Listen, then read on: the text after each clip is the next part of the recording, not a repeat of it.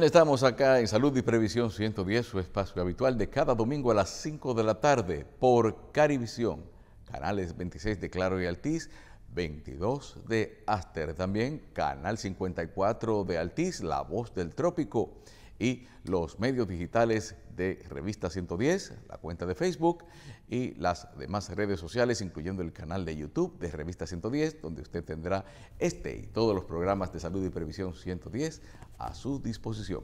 Producidos por el doctor Julio Jacín y Horacio Montenegro, para llegar hasta sus hogares con la información más actualizada y confiable sobre lo que es el sistema de salud y seguridad social en el país. En esta ocasión, Santos Ramírez Uribe y quien les habla, Carlos Alonso. Les damos la bienvenida y vamos de inmediato, doctor Uribe. ¿Cómo está todo? ¿Cómo ve usted el transcurrir de la semana en términos de salud? Bueno, todo, gracias a Dios, muy convulsionado, mucha noticia. Estamos hablando de cosas buenas que vamos a ir desarrollando durante el programa y como siempre tratar de que los amables televidentes, pues nosotros llevarles las mejores informaciones, como siempre lo hacemos aquí en Salud y Prevención 110. Bien, mire, aquí yo digo que una de las noticias que más felicidad ha llevado en términos de salud a muchas personas es precisamente que dicen que termina la emergencia sanitaria internacional por COVID-19 y a grandes rasgos les decimos que tras 3 años y 3 meses la Organización Mundial de la Salud pone fin a la emergencia sanitaria por COVID-19, el máximo nivel de alerta que prevé el Reglamento Sanitario Internacional. Sin embargo, eso no significa que ya desapareció. Excelente. Eso no significa que COVID haya dejado de ser una amenaza para la salud mundial, según los especialistas. Casi 7 millones de muertos durante la pandemia alrededor del mundo. Pero el número de víctimas, según la OMS, puede ser mucho mayor. Podría ser de al menos 20 millones, porque la OMS tiene presupuestado que haya un subregistro de todo lo que tiene que ver con las muertes por COVID. Emergencia sanitaria, herramienta de la OMS para agilizar decisiones cuando la enfermedad tiene un impacto grave. Eso fue lo que cesó ya, la emergencia sanitaria, pero el riesgo del COVID, contagios, enfermedades y posibles mutaciones, nuevas cepas, sigue latente, doctor. Y aquí, ¿cómo lo estamos tomando? En estos días había una persona buscando un centro de vacunación para ver cómo cumplir con un requisito migratorio. Y queríamos saber entonces, a veces carecemos de esa información. No, yo creo que lo que la OMS ha informado es, como bien dice, la emergencia que constituyó el único huésped que hemos tenido en los últimos años, que entró a toda la frontera. El COVID no tiene que ver si tú eras chino, si eras haitiano, si eras asiático, era común. Y incluso una epidemia, una pandemia que obligó al mundo y a los habitantes de aquí de la Tierra a vivir con miedo, a vivir incluso casi como desconocidos, porque nada más no veíamos los ojos y la economía y todo el sufrió. Desconocimiento Sí. en cuanto a la forma de transmisión, eso fue una de las cosas más pasmosas, aterradoras, definitivamente, de que tú llegabas y decías, si el virus entraba con las pisadas de los zapatos, con el toque de las manos, o sea, es decir, y al final de cuentas casi nadie se salvó de ser contagiado. Sí. De ser contagiado, quizás no tuvo consecuencias graves para la salud por la vacuna, pero hasta de eso dicen que hay consecuencias. Bueno, hay muchas secuelas todavía. Hay que llamarle la atención a la ciudadanía porque COVID, yo siempre he dicho que va a ser endémico en el mundo entero.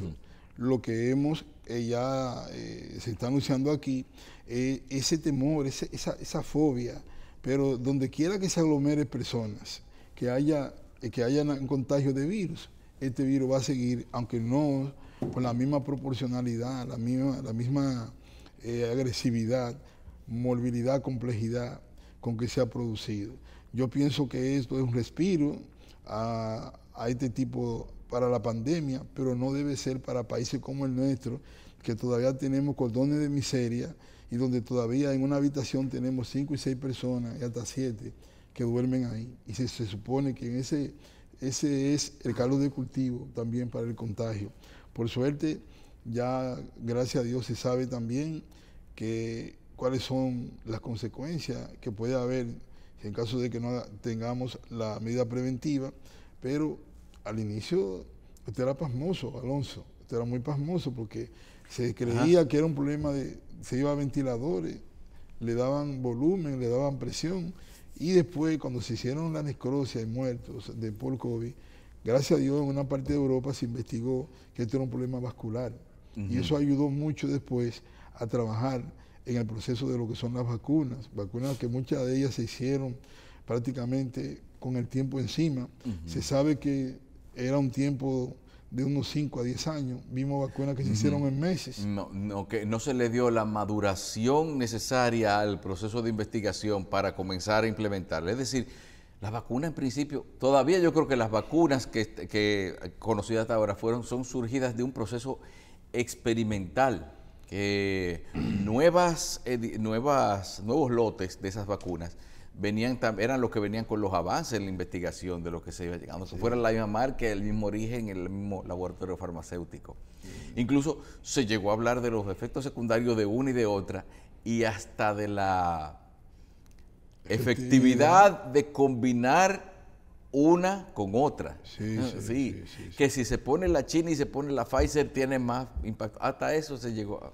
Pero sí, yo pienso que al final la ciencia estuvo dándole a la diana, porque a pesar de que para muchos efectos secundarios también que produjo la vacuna, y dicen, hay gente que no se quiso vacunar nunca se quisieron vacunar, porque decían que esos virus que eran inyectados, eran atenuados, pues podían provocar con el tiempo muchos de los problemas que hoy se están viendo. Aquí hay muerte después del COVID, aquí hay muerte inexplicable, muerte súbita, infarto y de todos los tipos y todavía no se sabe qué secuela con el tiempo podrá arrastrar todo lo que ha sido el contagio por el COVID.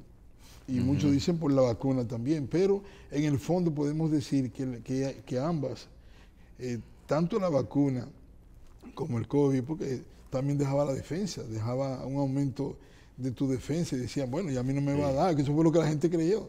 Que al inicio te daba y tú te ibas a quedar con una inmunidad, y después la gente, por mucho tiempo. Y la gente que le dio más de una vez, eso también es otra cosa. Pero tengamos en cuenta también la cantidad de muertos, es decir, con excepción de una guerra, nada como el COVID nos había marcado de una manera tal que cada quien en su familia tuvo una víctima fatal. Cada quien en su familia conoce a alguien o alguien cercano suyo, tuvo una consecuencia negativa de todo lo que fue ese padecimiento. Y todavía hay gente que piensa todavía hay gente que tiene en mente que no se han cuantificado o no se ha llegado a saber el efecto que ha tenido la vacuna en cierto organismo. Hay gente que dice por ahí, que desde que le pusieron la vacuna no sirve para nada.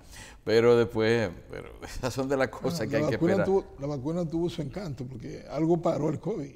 Y podemos decir que la vacuna jugó como quiera su papel. Para que no le diera a uno tan mal, eso fue la vacuna. Y decían, bueno. Y la cantidad de dosis. Y se demostró incluso que la cantidad del que tuviera más de una vacuna, 2 o 3, si les repetía, no les repetía con la misma intensidad que entraba por primera vez, o sea que te contagiaba a ti por primera vez. Claro. Entonces eso son de las cosas que hoy nosotros también debemos celebrar. Tenemos ya hace mucho tiempo una apertura en la parte social, en la parte familiar, que es lo que tiene que ver con lo social también, y en la parte económica, porque hubo apertura. Y gracias a esa apertura, y nosotros también tenemos que reconocerle, no siendo mezquino, al gobierno de turno, tenemos que reconocer que la administración, como ellos se manejaron, ayudó bastante porque aparecieron vacunas por doquier, incluso a tal punto que hay gente después no se quiso poner vacuna. Sí. No, claro, y las pruebas también, todo eso fue resuelto a la entrada de ellos. Eso es algo que también tenemos que reconocer nosotros. Sí, así es. Doctor, también hay otro tema que qué bueno que podemos conversar con tranquilidad en este momento acerca de una situación que ha causado mucha preocupación. Aquí yo creo que se han arriesgado las autoridades a decir que en el país no hay tal tráfico de fentanilo como alguna gente cree que lo hay, aún a pesar de que algunos consumidores han detectado o han visto cómo para potenciar el efecto de otras drogas se mezcla esta sustancia. Entonces, no es como muy arriesgado o temerario de las autoridades negar que exista un uso ilegal o un uso para fines de por parte de los adictos de esa sustancia, que es más propia del uso médico, terapéutico. Tú sabes que el fentanilo, conocido también como fentanil. Pero primero vamos a comenzar desde los términos de salud. El uso médico que tiene el fentanilo y en qué presentación. Sí, miren, el fentanilo es un medicamento que es un derivado de la morfina y debe ser más equipotente que la morfina. Es un producto sintético derivado de la morfina. Generalmente se usa, nosotros como anestesiólogos, en el uso anestésico para hacer la inducción de la anestesia general.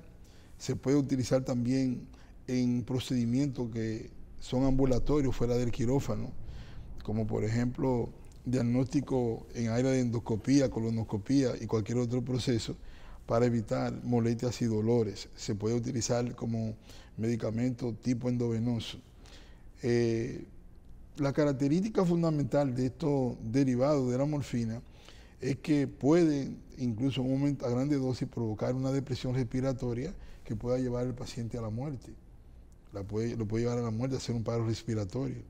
Pero generalmente también, por ejemplo, y en medicina, en el tipo de esta cirugía estética, cirugía plástica, también se utiliza tanto el fentanilo como el midazolam, que es un derivado de la benzodiazepina.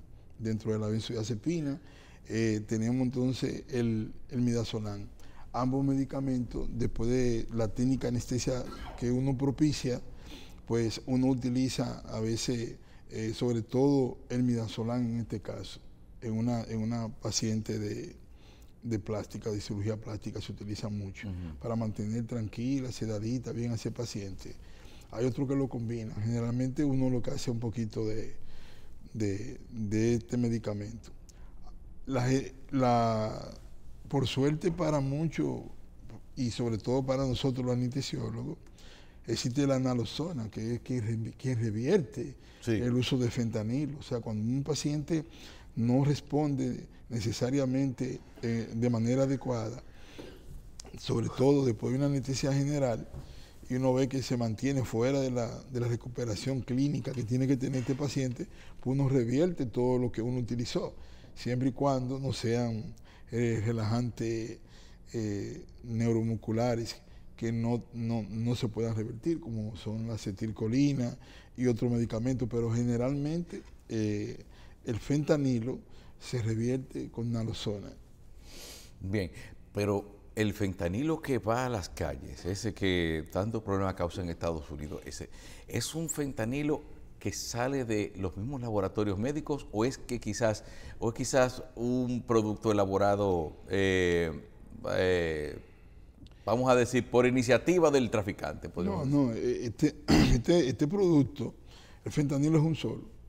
Entonces, este producto lo único que se utiliza es, tú sabes que tiene su uso médico, y así como hay medicamentos que se usan como uso médico, se utilizan también para hacer otro tipo de cosas que no son adecuadas o que no están aceptadas.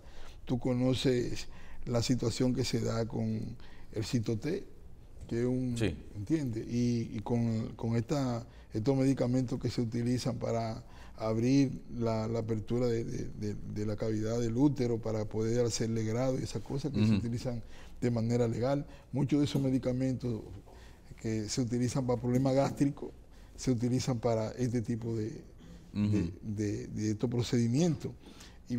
Y eso pasa también con el fentanilo. Bien. Ok, vamos a llegar ahora a nuestra primera pausa. Volvemos en breve con más información.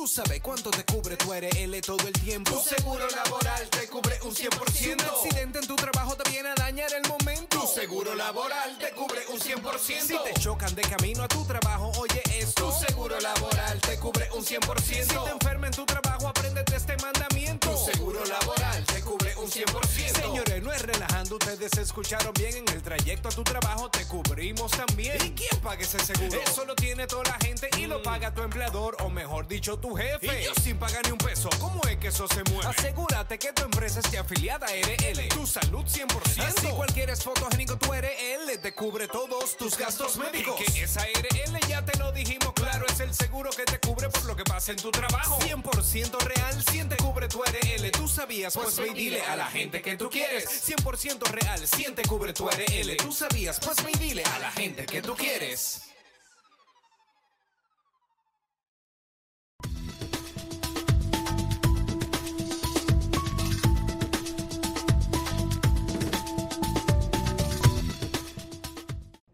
Centro de Atención Primaria, Especialidades y Diagnóstico, Salud Siglo XXI, con unidad de hemodiálisis, afiliación a las siguientes aseguradoras: Senasa Subsidiado y Contributivo, APS, Primera ARS Humano, Humanos Seguros, ARS Universal y ARS Palic.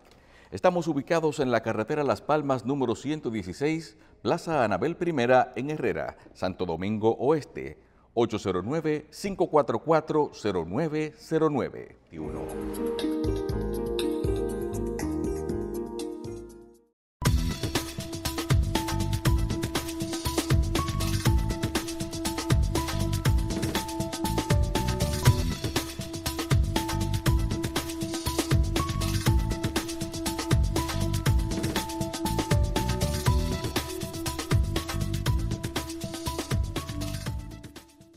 Otra impactante noticia de esta semana en cuanto a lo que tiene que ver con salud y previsión es la que nos habla de lo que sucede en el sistema educativo nacional.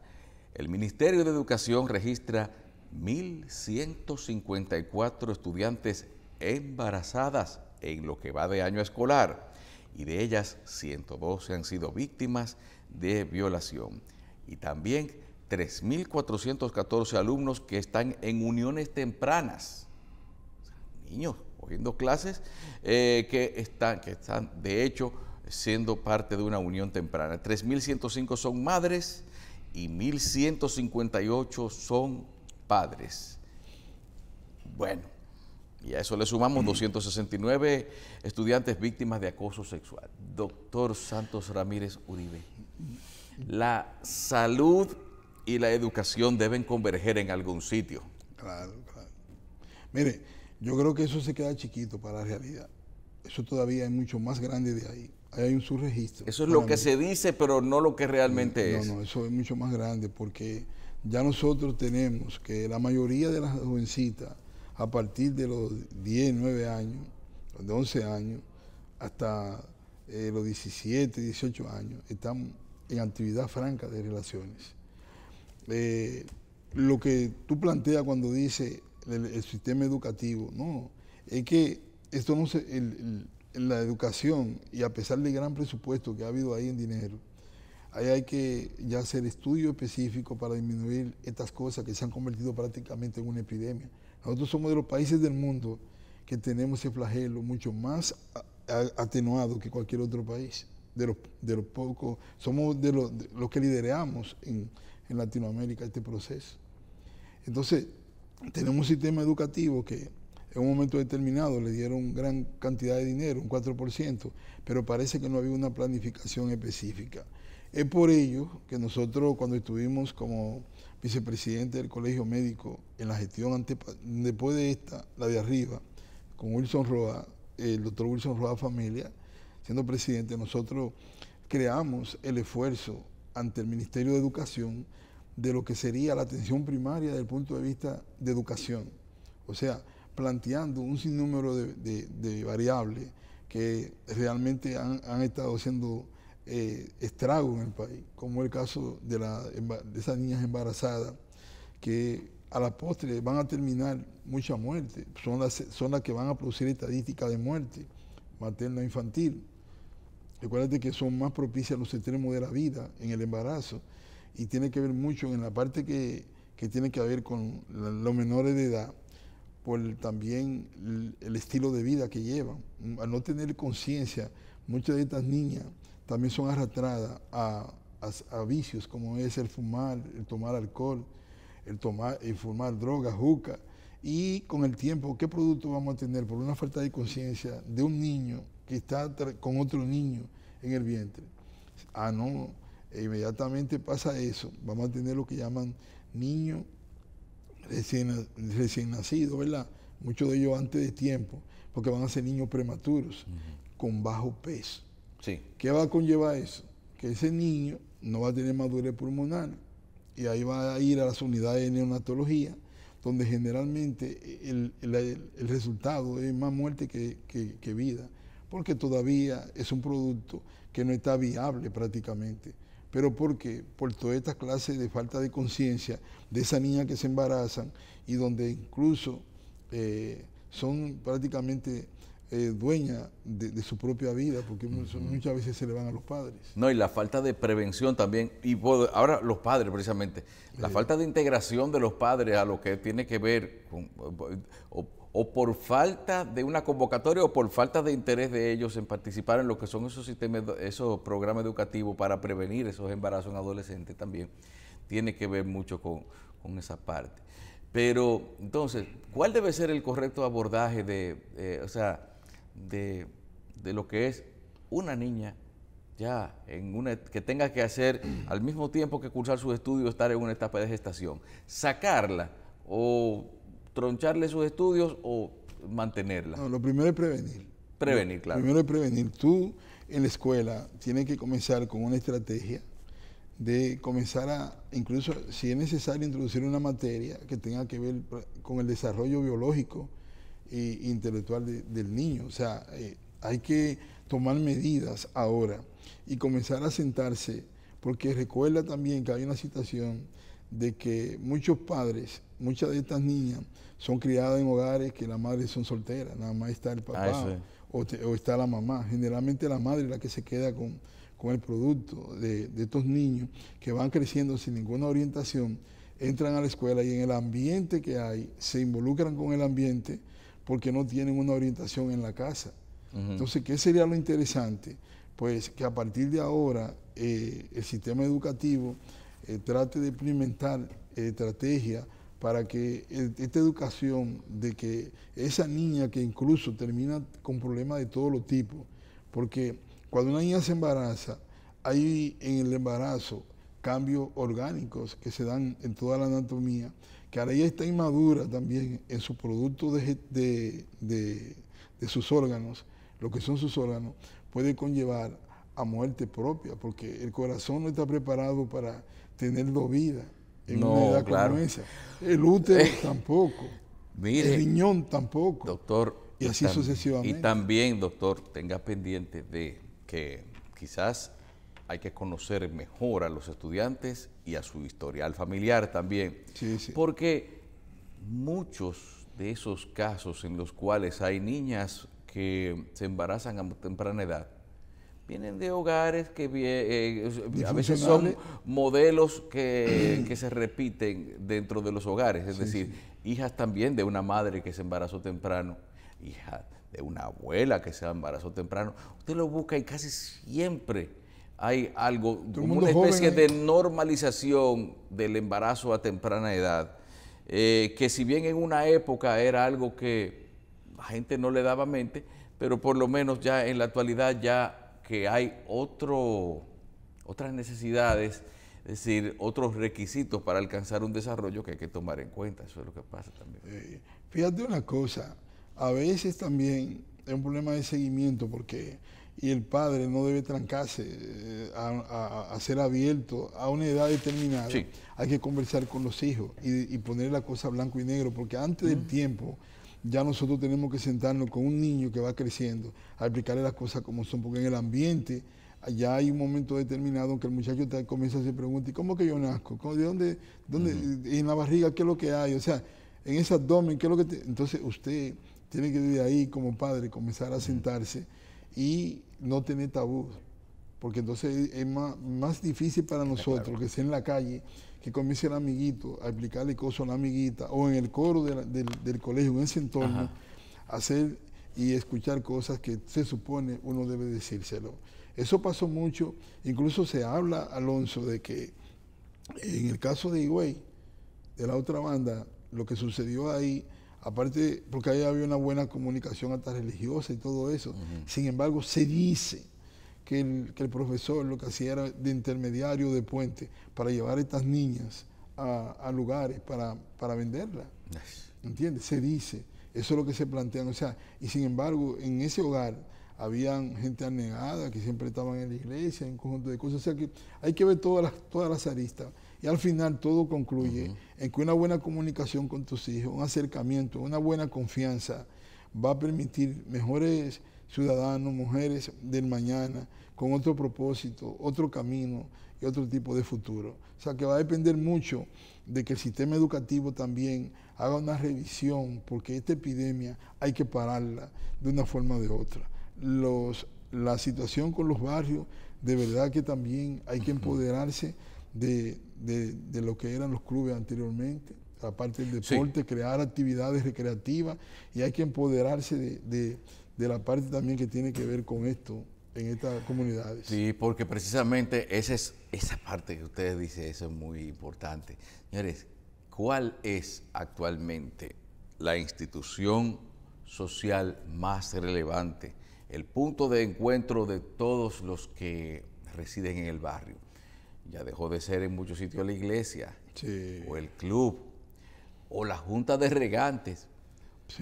Ahora mismo es el colmadón, el sitio donde todo el mundo va, la banca de apuestas también, los sitios donde ya a veces ni siquiera allá en los parques hay una dirección guiada, liderada de lo que debe ser el comportamiento y la ruta de lo que se decide en una comunidad. Eso tiene que ver mucho con todo eso. Entonces, pero vamos a hacer una pausa, volvemos en un instante con más de salud y previsión.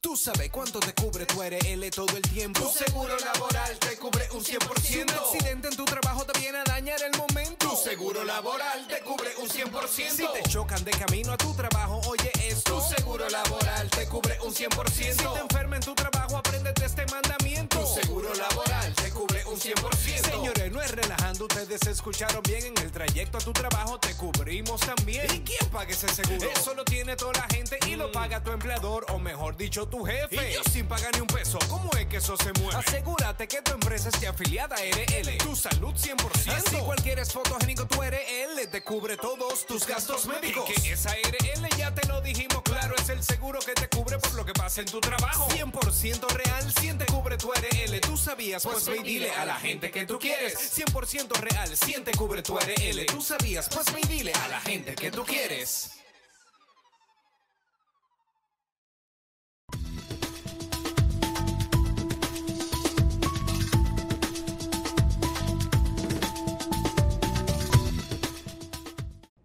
Centro de Atención Primaria, Especialidades y Diagnóstico, Salud Siglo XXI, con unidad de hemodiálisis, afiliación a las siguientes aseguradoras: SENASA subsidiado y contributivo, APS, Primera ARS Humano, Humano Seguros, ARS Universal y ARS Palic.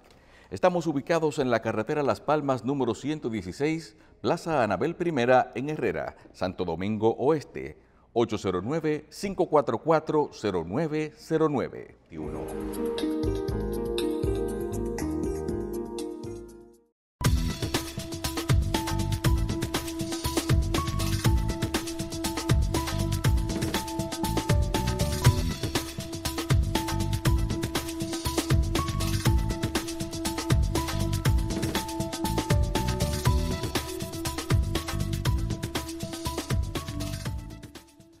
Salud y Previsión 110, producido por el doctor Julio Jacinho y Horacio Montenegro, en esta ocasión, producido por Santos Ramírez Uribe y quien les habla, Carlos Alonso. Doctor, tenemos todavía en el aire y todavía sin aclarar el asunto de los neonatos. Entonces, ¿es algo que se va a quedar así? ¿Va a seguir repitiéndose? ¿Qué se puede decir con respecto a eso?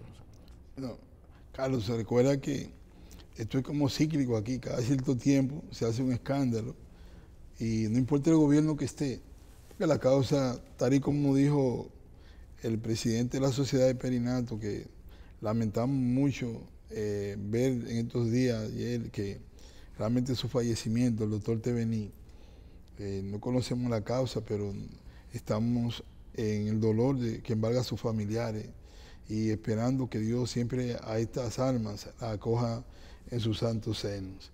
Él planteó como sociedad de neonatología, como era el presidente, de que eran muchas las causas que produjeron esto y siempre la van a producir. Y entre ellos el menos error lo tenían los médicos, aunque al final y puntualizó que la falta de asistencia de estos profesionales a esas áreas también es evidente que hay áreas que están prácticamente solas. Esto es un área, como hablamos ahorita, de mucho cuidado porque son niños que no tienen madurez pulmonar, son niños de bajo peso y hay que trabajar fuerte para poder ir llevando viable la vida de ese producto que antes de tiempo pues hubo que tenerlo en estas unidades de neonatos. Ahora, en esos planteamientos nosotros sí podemos adicionar y vemos cómo prácticamente se produce todos los años la misma situación, y es que hay que capacitar bien ese personal tiene que estar en una constante renovación de su conocimiento y competencia. Son áreas que incluso deben ser bien pagadas, porque son 24/7. Ese personal debe ser bien remunerado y sobre todo tener siempre un área de limpieza, de higiene. Muchos de los hospitales y muchos centros de salud donde están estas áreas, hay muchos problemas con este tipo con la cuestión del agua, de la lavada de las manos, porque cada vez que usted va a utilizar cualquier cosa, ahí hay que estar como cuando en el tiempo del COVID, como si usted tuviera todo el tiempo evitar contagiarse. Y esto también debe conllevar un acercamiento del Ministerio de Salud, en este caso el Servicio Nacional de Salud, con el equipamiento de esas unidades, donde tú tengas los ventiladores adecuados, tenga que tener el sulfatante, que es el producto que se pone y se administra la palabra para que los niños entonces puedan tener viables los pulmones, sean un tiempo determinado. Porque el problema de estos niños es que nacen sin la capacidad de poder ellos mismos ventilar, respirar de manera normal. Por la falta, se habla de que a los 7 meses de vida fetal, usted tiene los pulmones normales, que usted va a tener toda la vida, o sea, tiene la capacidad ya, sin tener que ponerle, si no le han puesto nada, usted ya tiene los pulmones maduros. Y esto permite, pero estos niños, cuando van a esas unidades, su problema es ese, que los pulmones no están maduros y pueden morir por depresión respiratoria. Esa es la responsabilidad, esas son las cosas que tratan los neonatólogos, ¿verdad? Sí. ¿Y hay suficientes neonatólogos aquí en el país para tratar efectivamente cualquier caso o la cantidad de casos que pudieran presentarse para descartar que eso no fue por falta de una gente que lo atendiera debidamente? Yo creo que sí. Lo que falta es organizar el sistema de salud a tal punto de que nosotros tengamos unidades organizadas, capacitadas, con competencia, para poder producir la respuesta que la población necesita y requiere. ¿A dónde que está el problema?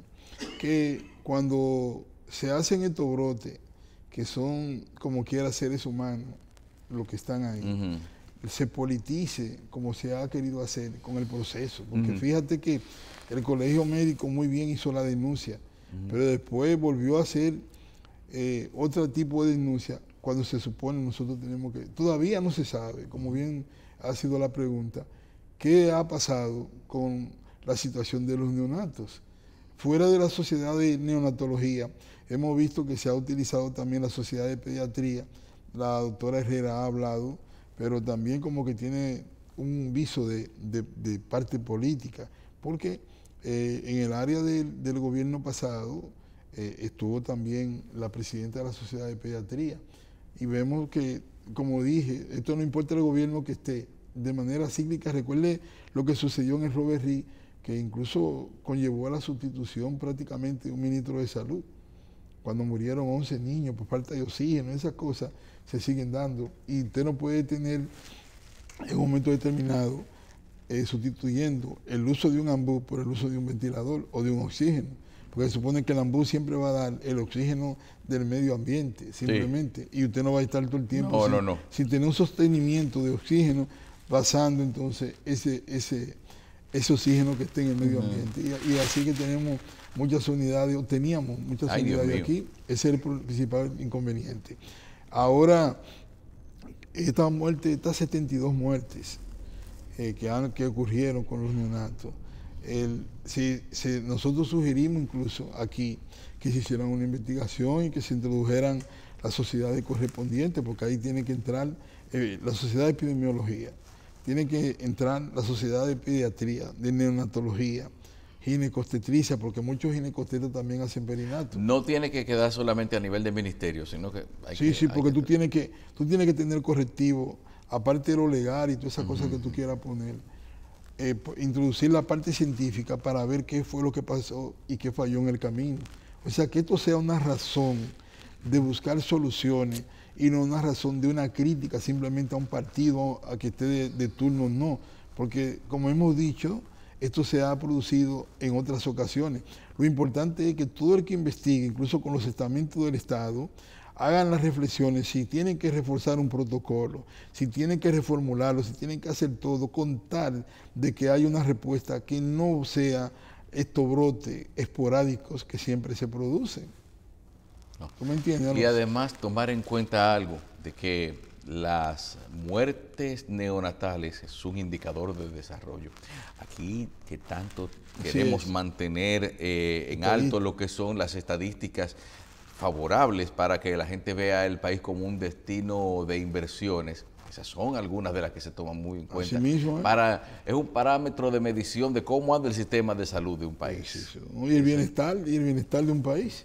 Porque si tú garantizas salud, y esto que es un derecho constitucional y fundamental de ciudadanos, entonces eso quiere decir, como está pasando en Dinamarca, en los países donde el PIB es alto en salud y donde la gente realmente es cuidado. Sin embargo, nosotros hemos dicho que todo lo que se ha creado aquí es inconstitucional, porque la misma seguridad social que se establece tiene parámetros para atención a una gente en un plan y a otro no, cuando la Constitución dice que todo el mundo tiene derecho a la salud, y se supone que la salud debe ser de calidad. Artículo 61 de la Constitución de la República establece eso bien claro. Entonces la salud es un derecho fundamental y constitucional. ¿Y la atención primaria no resolvería mucho de eso? Es un punto clave. Aquí lamentablemente nosotros hemos dicho, tuvimos aquí, recuérdate, en la pasada intervención aquí del programa, a una de las personas influyentes en la parte de atención primaria, que tiene que ver con estos centros, y él explicaba que existen alrededor de 90 centros que se han producido como un plan piloto, y que ahí se le da seguimiento a pacientes con enfermedades crónicas, y que ellos tienen resultados importantes, porque al final hasta los medicamentos se les da. Yo creo que el colegio médico tiene que abocarse a hacer un estudio profundo sobre el cuestionamiento, el costo y cuestionamiento de la atención primaria, porque va a evitar y sugerirlo como asesor del Estado al Estado de cómo se debe implementar, porque no debemos ponernos por oponernos. Si hay que plantear un plan piloto que se introduzca por las escuelas para evitar todos los problemas que hemos hoy discutido, ahí mismo también sería interesante tener ya captada una población que se le pueda dar seguimiento para que no vayan esos problemas a un tercer nivel. Porque recuérdese que... Ese es el problema, que la asistencia al tercer nivel, ya la gente lo hace directo, seguro. Sí, porque tienen lo que dentro de la ley también hablan de la libre elección. O sea, si tú mantienes la libre elección, todo el mundo va a saltar y va a ir al médico que quiera. Y mientras tanto, tiene que haber para que exista la atención primaria, ese encuentro con el médico primario. ¿Qué es lo que hay que evitar? Que como en otros países, ir al médico primario no se retenga un problema crónico a llevarlo a un problema agudo y que sea de muerte. O sea, reteniéndolo, porque ese médico está estimulado. Mientras más paciente ve en otros países, ese médico tiene una buena remuneración, porque está evitando el colapso del sistema a otro nivel. Entonces, lo ideal sería darle respuesta inmediata a esas cosas que se puedan resolver ahí, pero si usted no tiene la capacidad, inmediatamente llegó un problema de salud serio, usted no, en lo que usted investiga y todo eso, ya que usted investigó, no se quede con ese paciente y mándelo al nivel que corresponde, que es a donde nosotros tenemos que tener el ojo visor. ¿Para qué? Para que se sostenga como quiera el sistema privado, el sistema público, a los otros niveles que son superiores a la atención primaria. Que se maneja con referimientos, así que Exactamente. O sea, le llegó al médico primario, como sucede en Puerto Rico. En Puerto Rico yo he estado allá y yo veo que, por ejemplo, la mamá de mi esposa le recibe en el médico primario y ella tiene un problema de hipertensión y eso, y hay una crisis hipertensiva. Llega un momento que ese médico primario tiene que enviarlo a otro nivel y se le recibe en ese hospital, se le hacen los estudios del lugar y se le devuelve después de resolver el problema agudo al médico primario para que mantenga la dinámica de siempre tener el registro de que ese paciente no sea una estadística de muerte más.